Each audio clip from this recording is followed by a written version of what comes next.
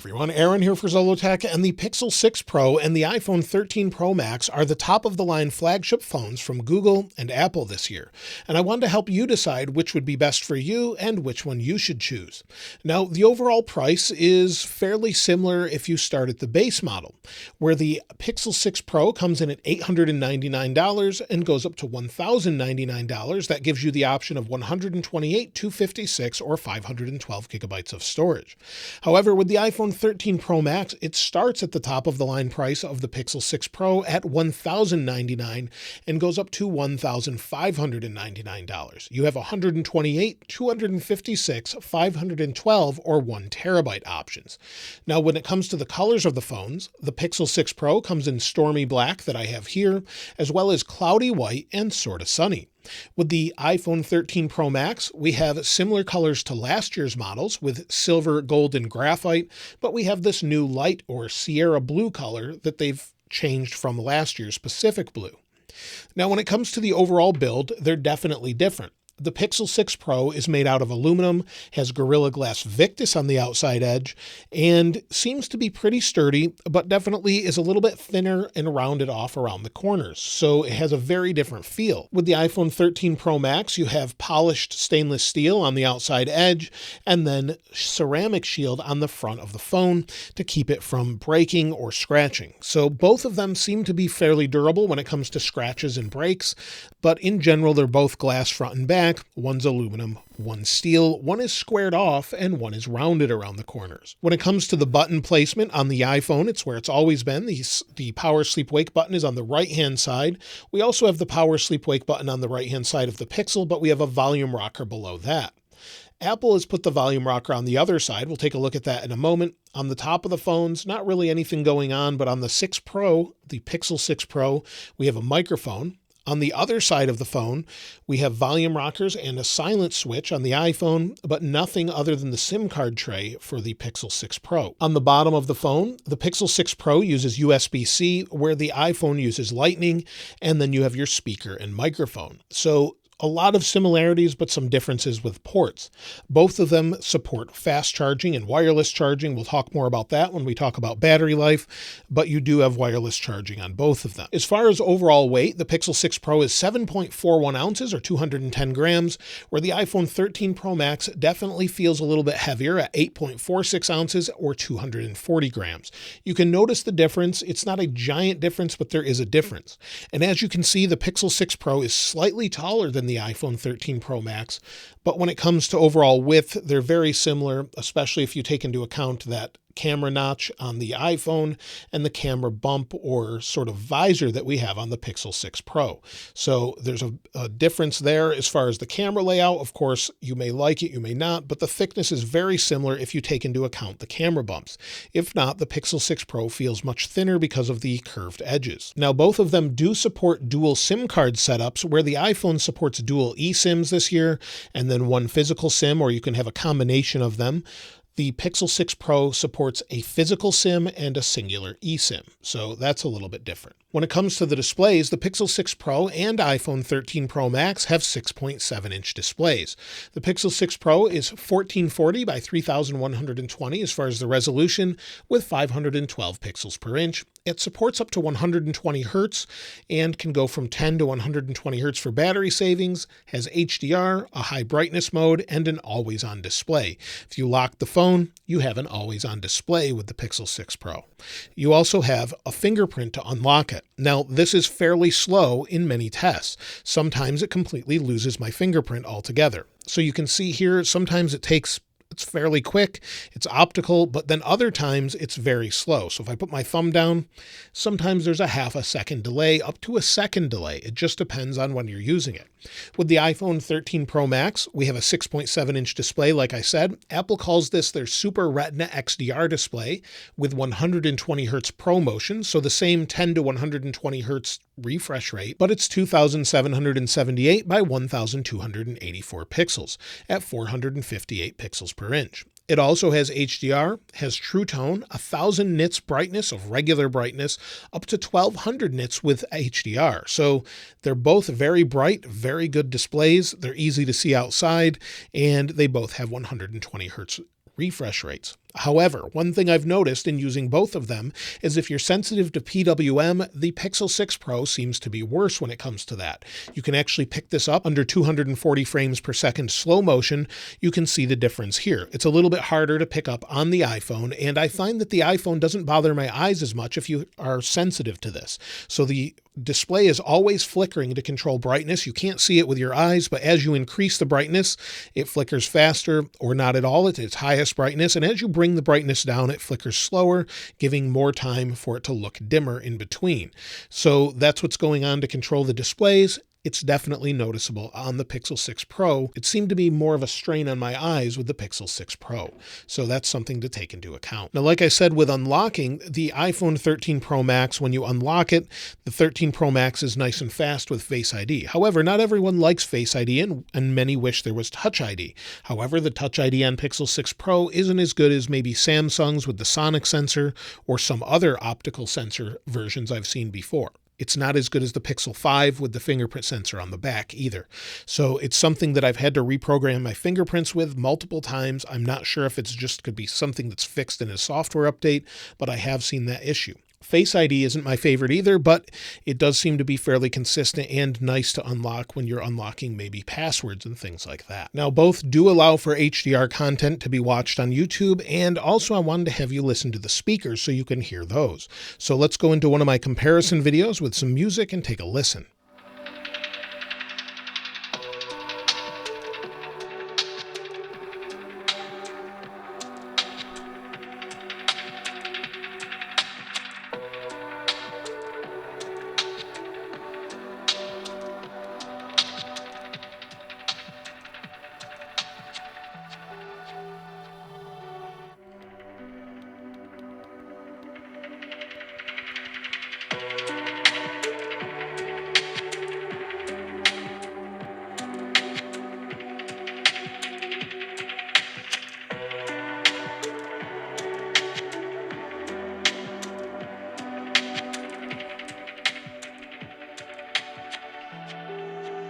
So hopefully that gave you a good idea of what they sound like. Now the Pixel 6 Pro went nice and loud. However, the 13 Pro Max seemed to be a little bit louder and also a little bit clearer at the highest of volumes. However, if you back those volumes off a little bit, they're very similar in their overall sound. With the Pixel 6 Pro, the speaker on top does a good job of giving you a nice stereo sound, as well as the iPhone does as well. So you have a really nice stereo sound from both of them, and the bass is surprisingly impressive for just being within a phone. Now internally, we have different specs within both of them. Google is using the new Tensor Core, or their Google Tensor, with a Titan M2 security coprocessor and 12 gigabytes of RAM. That's what the Pixel 6 Pro has, where the iPhone 13 Pro Max is using Apple's own A15's Bionic CPU that has 6 gigabytes of RAM. Now, Google's new Tensor Core is really a great processor, but it's basically another ARM processor that they've helped design with sort of their specifications in mind. So I would expect it to perform around the top of the line Qualcomm Snapdragon processors. Apple's own processor, the A15, so far they've been unmatched as far as just pure processing power and what they're capable of, whether that be games or augmented reality and more. They seem to have much more power when it comes to that overall, since it's directly dedicated for the software on the device. I do think we'll see bigger increases in the future with the Pixel lineup, since this is Google's first attempt at a chipset, and I think things will get closer and closer in the future, but both perform really well. But as far as other specs such as wireless, well, the 6 Pro has Wi-Fi 6E, Bluetooth 5.2 with dual antennas, and ultra-wideband. The iPhone 13 Pro Max has 802.11ab, GN, AC, and AX, or Wi-Fi 6, just like the 6 Pro, but no Wi-Fi 6E. It does have Bluetooth 5.0 and ultra-wideband. When it comes to the IP rating, the Pixel 6 Pro has IP68 ratings. However, Google does not specify any depths that you can put it in water and says that it is not waterproof. However, Apple says their iPhone is also not waterproof, but it's water resistant, IP68 for 6 meters for up to 30 minutes. So both of them recommend a waterproof case or something like that if you're going to submerge them regularly, but they should both be able to get a little bit wet and survive that. Now this year, the cameras have been stepped up for both devices. And as far as the cameras are concerned, both of them are pretty much the best at different things. With the Pixel 6 Pro, we have a forward-facing camera that is an 11.1 megapixel camera, f2.2 aperture, and can record 4K video. It also can get fairly wide, and I'll show you that in a comparison a little bit later. And then the iPhone 13 Pro Max has a 12 megapixel camera in the notch array at the top with an f2.2 aperture, can record 4K 60 Dolby Vision HDR. So when it comes to video, it's a little bit better, but for photos, it may be about the same. And we'll take a look at it a little bit later. On the back, this is where the phones get a little bit more controversial. Many people did not like the enlarged cameras on the 13 Pro Max, but they are better than last year's. And then the Pixel 6 Pro gets this visor that's fairly controversial. I sort of like it since it sets the device apart, but they have impressive cameras in both. On the back of the Pixel 6 Pro, we have a 12 megapixel ultra wide with an f2.2 aperture, a 50 megapixel wide f1.85, and a 48 megapixel telephoto zoom f3.5 with a 5x optical zoom. On the 13 Pro Max, we have triple 12 megapixel cameras, an ultra wide f1.8, a wide f1.5 with sensor shift stabilization, a telephoto f2.8 with 3 times optical zoom. We have LiDAR, and then also macro capability on the ultra wide, as well as a sapphire crystal lens covering the lenses to keep them protected. Now, when it comes to the camera options, they're both very different. The Pixel has always been great at some very high quality photos, and you'll see here, this is just the general camera app. And if we go into our settings, some of the settings are here at the top where we have more light for night shift.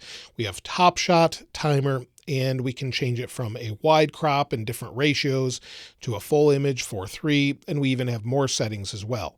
So we have all of those typical settings you're used to with a Pixel, but we also have different modes. So we have panorama, photosphere, lens, and then we also have portrait.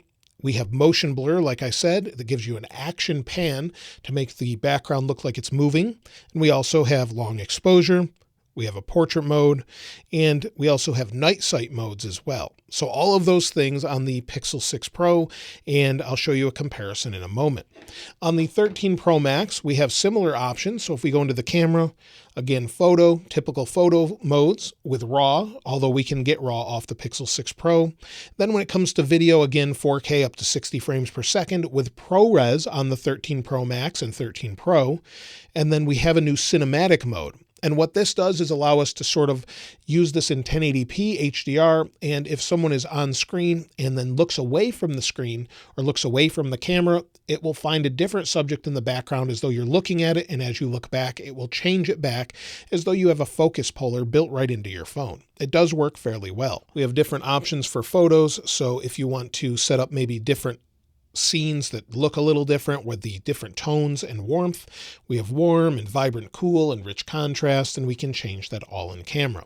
Both of the cameras are excellent, but let me go ahead and show you a comparison between both the front camera and the rear cameras as well.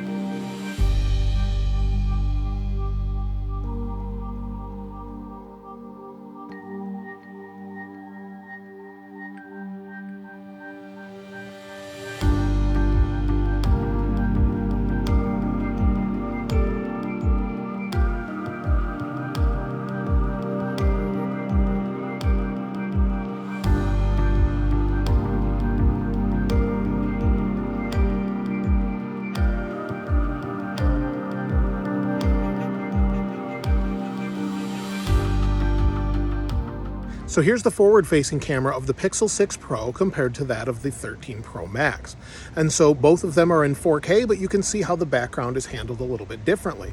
Also, you can hear the microphone of the Pixel 6 Pro here and see how it compares to the iPhone 13 Pro Max when using the microphone as well. With the Pixel 6 Pro, there's also a speech enhancement mode, which should clarify voice over other background noises. So there's a plane flying overhead right now.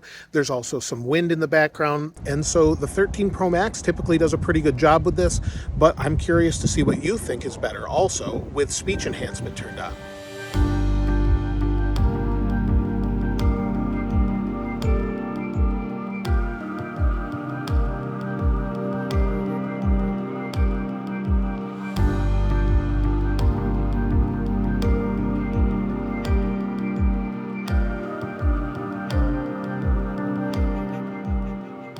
Now, when it comes to the battery, the Pixel 6 Pro actually has a larger battery at 5,003 milliamp hours. It can charge 50% in 30 minutes with a 30-watt adapter, and wireless charging is possible with a 23-watt fast charger, but you need the Pixel stand too. With the 13 Pro Max, it has a 4,352 milliamp hour battery with about 50% charge in 30 minutes or 35 minutes, and also wireless charging via MagSafe.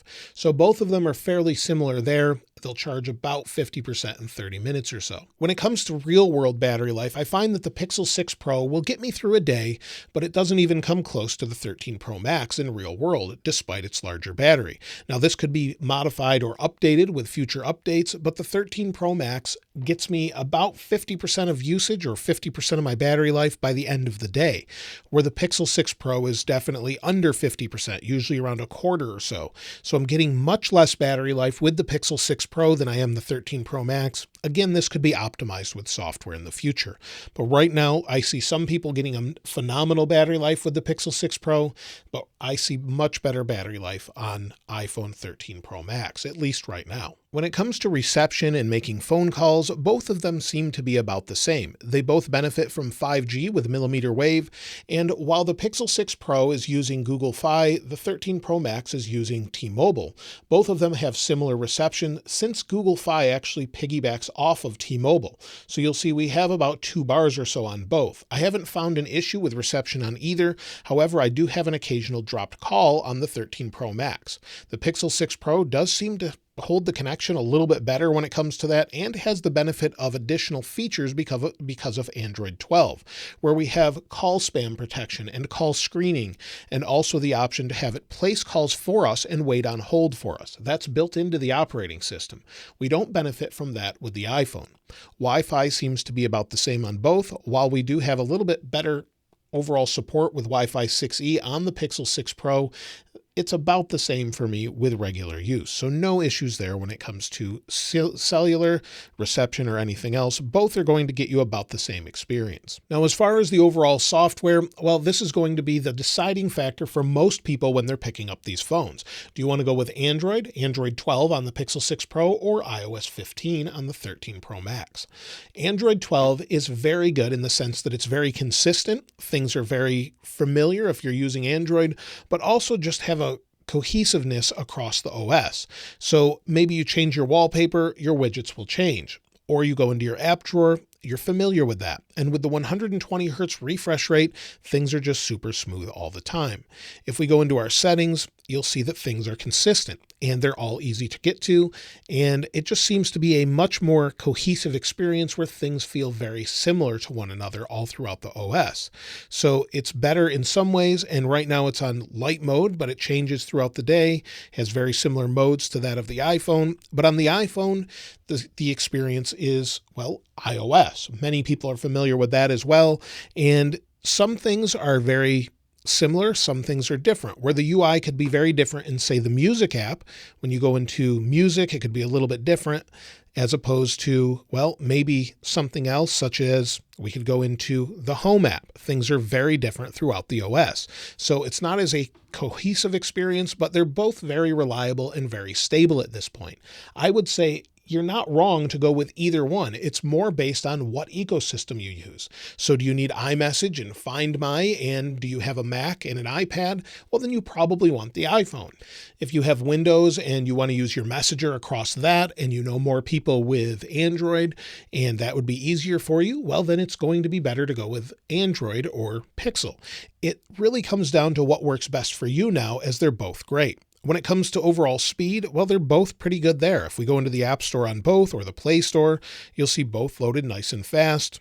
If we scroll, you're going to have very similar experiences. So if we scroll through both, they're both very fast. No issues there. If we want to load maps, it's fast. If we want to go into our widgets and maybe take a note, it's fast. I've really had no slowdowns on either one of them. So if we want to go into the weather, for example, you'll see it loaded at about the same pace. And I think the iPhone weather looks a little bit better, but you, of course, can install a different app for Android. And then, of course, just scrolling between pages and the overall smoothness is very similar. Now, overall speed of both devices is quite good. Now, the easy way to measure this is with Geekbench, and this is just a generic benchmark or a synthetic benchmark. This doesn't necessarily mean what the overall experience is. But if we go based just on numbers of Geekbench, you'll see the Pixel 6 Pro scored 1,046, where the iPhone 13 Pro Max scored 1,740. The multi-core score for the Pixel 6 Pro is 2,844, where we have 4,771 from multi-core on the 13 Pro Max. So we definitely have a faster score there, but that doesn't necessarily translate into overall performance. However, we should see a little bit better performance with the 13 Pro Max. So if we open an app such as Real Racing, it's the first time I'm opening this after installing it. We'll give it a moment to see how fast it loads. We'll set the phones down here.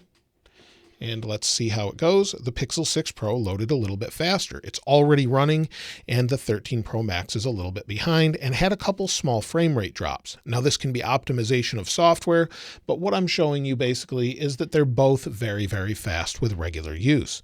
So if we go into both, get into playing, you'll see tap to continue. We can tilt to steer on both, and we can get into playing. So they're both going to perform equally well with playing games and things like that. No issues there whatsoever.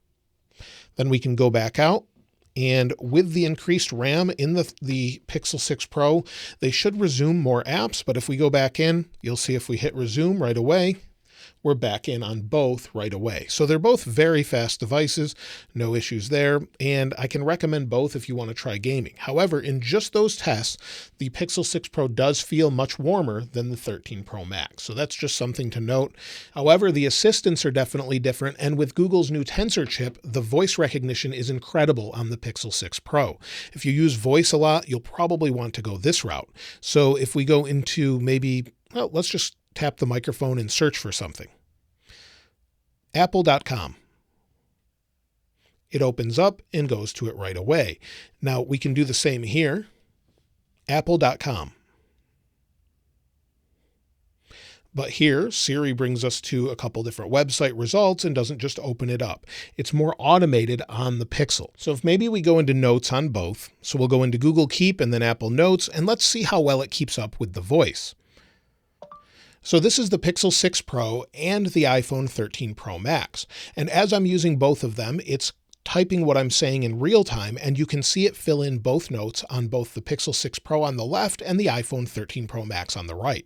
And so as I speak a little bit faster, it seems the Pixel 6 Pro keeps up about the same, but seems to get punctuation very similar to the iPhone 13 Pro Max and more, period. So if I continue to speak, it will keep up with me on both of them, and it's copying the information I'm saying real time with my voice. And so hopefully that gives you an idea of how fast and if it's accurate enough to go back and forth and use your voice. However, I find that the Pixel 6 Pro does a better job when maybe you're using it to text someone and you can say the word send. It seems to get it right more often for me. So overall speed between both of them is very similar, and it really comes down to what's most familiar to you and what works best for you. If you really value photos, maybe you want to go with the Pixel 6 Pro. However, if you use this for more video, I would probably go with the iPhone, as the iPhone is definitely the better video camera here and more consistent. But both of them are quite good, and if you're using them with an external microphone for video, or you just want to take photos, or you want to use them from day to day, I find them to be about the same as far as the overall stability and reliability. Both of them are great options, and you really can't go wrong with either one. However, with the iPhone, you're going to get probably at least 5 years of support. With the Pixel 6 Pro, you're going to get more likely about 3 years of support, and then more for security updates. So if you want long-term support and you keep your phones a really long time, you're probably better off with the iPhone, although that could change over time. And so both are great phones, but I'd love to hear from you in the comments below which one you think is best. Both of them load games fast, they run fast. There's really not too much of a difference between them. other than things such as shortcuts. You can use the same apps on them. There's not much of a difference there anymore.